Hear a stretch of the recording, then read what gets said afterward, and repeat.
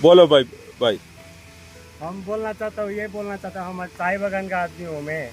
और चाय बागान में इतना मुश्किल से काम कर रहा हूँ। ठीक है। अभी काम किया हमारा 10 साल हो गया। अच्छा 10 साल में अभी हमारा कुछ भी नहीं मिल रहा है। सैलरी सबसे दिक्कत वाला वो आदमी ये है हमारा काम। अच्छा सैलरी कम है। अच्छा एक दिन में 230 रुपये मिलता है, अच्छा सब कुछ काट करके। नहीं कट अच्छा किया तो 250 रुपये मिलता है। अच्छा। लेकिन आप लोग भी हमारा साथ दीजिए।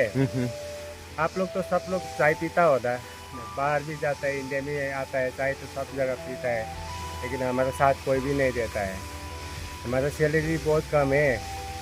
250 रुपये सैलरी आप लोग को मिल गया तो आप लोग घर का गुजारा चलता है? नहीं चलता है ना, बहुत मुश्किल होता है। तो इसीलिए हम भी बोल रहा हूँ, आप लोग हमारा मदद कीजिए, हम भी आपको मदद करूँगा। ठीक है, अभी बोनस का टाइम भी आ रहा है, अभी बोनस भी नहीं मिलता है, हमारा बहुत मुश्किल से मिल रहा है। और ठीक घर है चलाने भी बहुत मुश्किल। हमारा 2 बेटा है घर में, 2 बेटे के 10 घर में कुछ भी नहीं होता है। कपड़ा सपड़ा खरीदा, अपने खुद के लिए कपड़ा नहीं खरीदता हूँ मैं, हर साल नहीं खरीदता हूँ। बच्चे के लिए खरीद देता हूँ और दशहरा भी मानना पड़ता है, लेकिन अपने लिए कपड़ा कभी भी नहीं खरीदता हूँ। ठीक। शुक्रिया भैया, താങ്ക് യു. അപ്പോൾ പറയണ പറഞ്ഞാൽ ഹിന്ദി ശരിക്കും ആൾക്കാരൊന്ന് തർജ്ജമ ചെയ്ത് കൊടുക്കണം. ഇന്ത്യ ഒരു കാര്യം പറഞ്ഞുതരാം. ഓല് പറഞ്ഞാൽ 250 ഉറുപ്പിയാണ് അവർക്ക് കൂലി ഇവിടെ കിട്ടുന്നത്. അവൻ പറഞ്ഞാൽ മെഷീൻ പോലെ ജോലി ചെയ്യണം.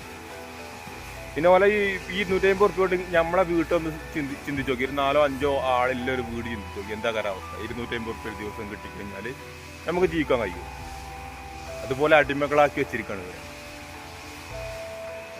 ഇതിനെതിരെ പറഞ്ഞാൽ നമ്മളൊരു യൂട്യൂബറോ അല്ലെങ്കിൽ ഒരു ഇൻസ്റ്റഗ്രാമറോ ഒന്നുമല്ല, നമ്മളൊരു 5ാം ക്ലാസ്സുകാരനാണ്. അപ്പോൾ അതിനനുസരിച്ചുള്ളൊരു കാര്യങ്ങളെ എനിക്ക് ചെയ്യാൻ കഴിയുള്ളൂ. അപ്പോൾ അറിയുന്ന ആളുകൾ ഒരുപാടില്ലേ, ഇവരെ ജീവിതത്തേക്ക് നിങ്ങൾക്കൊന്ന് ഇറങ്ങി വന്നൂടെ? അപ്പോൾ അറിയുന്ന ആൾക്കാരൊന്ന് തർജ്ജമ ചെയ്ത് കൊടുക്കിട്ടോ, എന്താണെന്ന് പറഞ്ഞ് സംസാരിക്കണമെന്ന്.